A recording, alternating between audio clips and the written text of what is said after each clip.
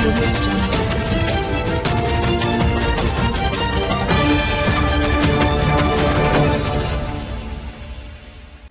मैं प्रिया, आप देख रहे हैं आंचलिक खबरें, अपनों की खबर। आप आइए नजर डालते हैं दिन भर की टॉप 10 पर। सेना के हेलीकॉप्टर और यात्री विमान की टक्कर, 67 की मौत। वॉशिंगटन डीसी में विमान दुर्घटना, 25 वर्षों में सबसे घातक हादसा। अमेरिका में एक भीषण विमान दुर्घटना में कोई भी जीवित नहीं बचा। सेना के हेलीकॉप्टर और एक यात्री विमान की टक्कर में सभी 67 लोगों की मौत हो गई। अधिकारियों ने गुरुवार को इस दुखद घटना की पुष्टि की है। ये पिछले 25 वर्षों में अमेरिका की सबसे घातक विमान दुर्घटना मानी जा रही है। हादसा बुधवार रात 9 बजे से पहले वॉशिंगटन डीसी के कड़े नियंत्रित हवाई क्षेत्र में हुआ। टक्कर के बाद दोनों विमान पोटोमैक नदी के बर्फीली पानी में गिर गए। यात्री विमान में 60 यात्रियों सहित 4 चालक दल के सदस्य थे, जबकि हेलीकॉप्टर में 3 सैनिक सवार थे। राष्ट्रपति मुर्मू के अभिभाषण से होगी बजट सत्र की शुरुआत। 1 फरवरी को पेश होगा बजट। जनवरी से 4 अप्रैल तक चलेगा बजट सत्र।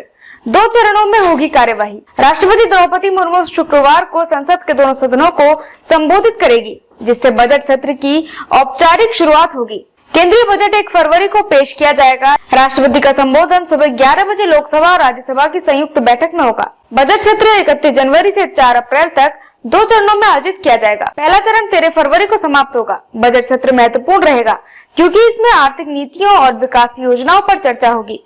संसद के इस सत्र में आम जनता से जुड़े मुद्दों और सरकारी योजनाओं पर भी व्यापक बहस होने की संभावना है। 600 प्लस स्कोर बनाने में ऑस्ट्रेलिया नंबर 1, भारत दूसरे स्थान पर किसका। ऑस्ट्रेलिया ने टेस्ट में 35वीं बार 600 प्लस स्कोर बनाया, भारत को पछाड़ा। ऑस्ट्रेलिया ने गॉल टेस्ट के दूसरे दिन अपनी पहली पारी 6 विकेटों पर 654 रन बनाकर घोषित कर दी, जो एशिया में उनका अब तक का सबसे बड़ा स्कोर है। इसके बाद श्रीलंका ने दिन का खेल समाप्त होने तक 3 विकेटों पर 44 रन बनाए। इस पारी के साथ ऑस्ट्रेलिया ने टेस्ट क्रिकेट में सबसे ज्यादा बार 600 प्लस रन बनाने के मामले में भारत को पछाड़ दिया है। 18 जीते और 15 ड्रॉ खेले। इंग्लैंड 22, वेस्टइंडीज 20, श्रीलंका 16 और पाकिस्तान 15 बार इस सूची में शामिल हुए हैं। अफगानिस्तान और बांग्लादेश ने ये उपलब्धि सिर्फ एक बार हासिल की है।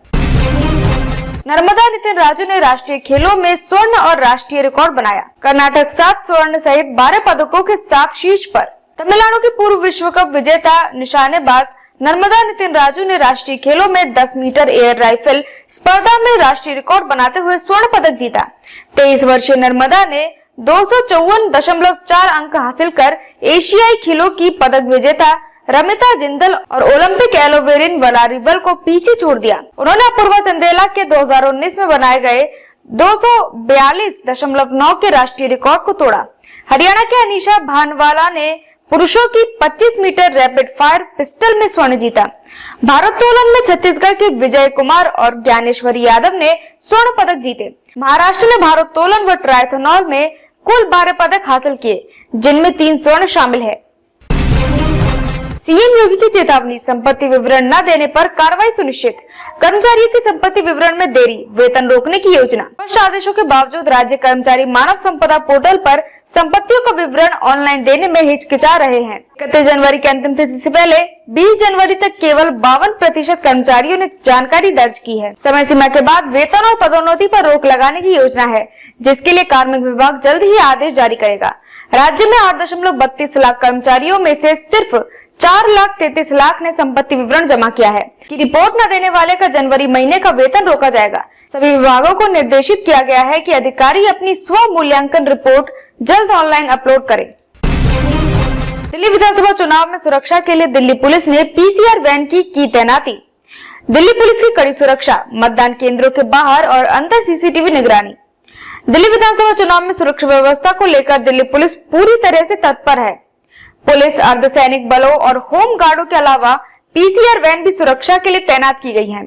संवेदनशील पुलिस स्टेशन लोकेशन पर पीसीआर वैन खड़ी रहेगी, कि अन्य पीएसएल क्षेत्रों में पेट्रोलिंग करती रहेगी।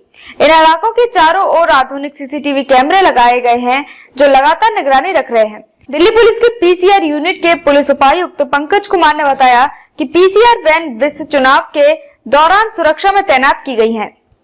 मतदान केंद्रों की सुरक्षा को लेकर 100% फिजिकल चेकिंग, सीसीटीवी निगरानी और लोगों को 200 मीटर दूर रखने के कदम उठाए गए हैं।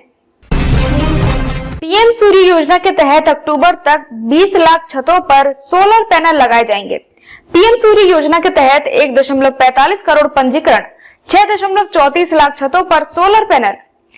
प्रधानमंत्री सूर्य योजना के तहत घरों की छतों पर सौर ऊर्जा संयंत्रों की स्थापना का लक्ष्य तेजी से पूरा हो रहा है। केंद्रीय बिजली और नवीन एवं नवीनीकरण ऊर्जा राज्य मंत्री श्रीपाद येसो नाइक ने बताया कि अक्टूबर तक इस योजना के तहत सौर संयंत्रों की संख्या 20 लाख तक पहुंच जाएगी। 2026 तक यह संख्या 40 लाख तक पहुंचने की उम्मीद है। इस योजना का मुख्य उद्देश्य घरों को मुफ्त बिजली प्रदान करना है और इसे सफल बनाने के लिए बिजली वितरण कंपनी को 4,950 करोड़ रुपए का प्रोत्साहन दिया गया है। प्रधानमंत्री नरेंद्र मोदी ने इस पहल की शुरुआत 15 फरवरी 2024 को 75,021 करोड़ रुपए के बजट के साथ की थी। दिल्ली विधानसभा चुनाव महाकुंभ हादसे पर संसद में होगी चर्चा। बजट सत्र में वक्फ विमान वस्तुओं का संरक्षण विधेयक होंगे पेश। शुक्रवार से संसद का बजट सत्र शुरू होने जा रहा है, जिसमें राष्ट्रपति द्रौपदी मुर्मू दोनों सदनों की संयुक्त बैठकों को संबोधित करेगी। इसके बाद वित्त मंत्री निर्मला सीतारमण आर्थिक सर्वेक्षण पेश करेगी, जिसमें देश की आर्थिक स्थिति, कृषि, उद्योग और सेवा क्षेत्रों के प्रमुख रुझान बताए जाएंगे। वित्त मंत्री शनिवार को मोदी सरकार का दूसरा पूर्ण बजट और अपना 8वां बजट प्रस्तुत करेंगी। सर्वदलीय बैठक में विपक्ष के वक्फ विधेयक और अन्य विवादित मुद्दों पर चर्चा की मांग की है। बजट सत्र में वक्फ शोधन, विमान वस्तुओं का संरक्षण और अन्य विधेयक पेश किए जाएंगे। भारत में असली हीरे की पहुंच केवल 10%। डी-बीयर्स का नया पोर्टल देगा समाधान। नकली हीरों से ग्राहकों को बचाने के लिए सरकार का कदम। पॉलिसी तैयार। सरकार ग्राहकों को नकली हीरे से बचाने के लिए जल्द ही एक नई पॉलिसी लाने की तैयारी कर रही है। ये पॉलिसी सोने का हॉलमार्क की तरह एक प्रमाण पत्र देने के रूप में हो सकती है, जिसे हीरे खरीदते वक्त कंपनियां ग्राहकों को देंगी। इस पहल के पीछे लगातार मिल रही शिकायतें हैं। इसे ध्यान में रखते हुए डी-बीयर्ड ग्रुप ने gem and jewellery export promotion council के साथ मिलकर असली हीरे को बढ़ावा देने के लिए India natural diamond related airlines की शुरुआत की है, जो 2030 तक 130 अरब डॉलर तक पहुंच सकता है। शुभांशु शुक्ला होंगे पहले भारतीय। एक्सियोम मिशन 4 से आईएसएस जाएंगे। नासा और इसरो का संयुक्त मिशन शुभांशु शुक्ला की आईएसएस यात्रा तय। इस साल के अंत में एक्सियोम मिशन 4 के तहत अंतर्राष्ट्रीय अंतरिक्ष स्टेशन जाने के लिए भारतीय अंतरिक्ष यात्री शुभांशु शुक्ला बहुत उत्साहित है। स्पेस एक्स के ड्रैगन यान में सवार होकर फ्लोरिडा से आईएसएस की यात्रा करने वाले पहले भारतीय होंगे।